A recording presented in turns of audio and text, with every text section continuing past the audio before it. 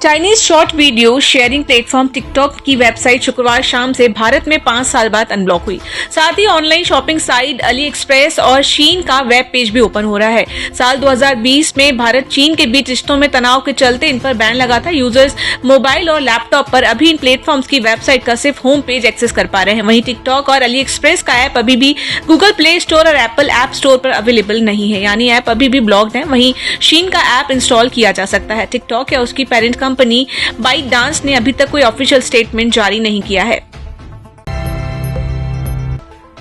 सोने चांदी के दाम में इस हफ्ते गिरावट देखने को मिली है। India Boolean and jewellers association के अनुसार पिछले शनिवार यानी 16 अगस्त को 24 कैरेट सोना 1,23,000 रुपए प्रति 10 ग्राम पर था, जो अब यानी 23 अगस्त को 99,378 रुपए पर आ गया, यानी इसकी कीमत में 665 रुपए की गिरावट आई है। चांदी की कीमत पिछले शनिवार को 1,14,933 रुपए पर थी, जो अब 1,13,906 रुपए पर आ गया है, यानी इस हफ्ते इसकी कीमत 1,027 रुपए कम हो गई है।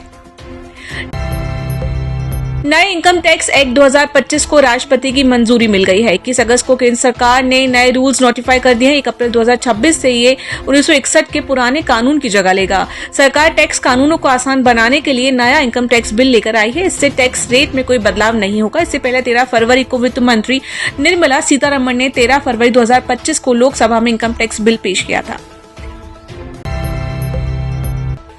भारतीय मूल के उद्योगपति लॉर्ड स्वराज पॉल का 94 साल की उम्र में ब्रिटेन में निधन हो गया। उनकी गिनती ब्रिटेन के सबसे अमीर लोगों में होती थी। इसी साल वो संडे टाइम्स रिच लिस्ट के मुताबिक ब्रिटेन के 81वें नंबर के अमीर थे। 2015 में उनका रैंक 38वां था। 2008 में ईस्टर्न आई की सूची में ब्रिटेन के सबसे अमीर एशियाई थे। हालांकि उनकी जड़ें पंजाब और हरियाणा से जुड़ी हैं।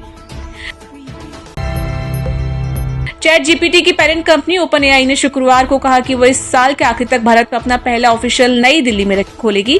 कंपनी भारत में अपनी प्रेजेंस को मजबूत करना चाहती है। यूजर्स नंबर्स के हिसाब से भारत कंपनी का दूसरे सबसे बड़ा मार्केट है।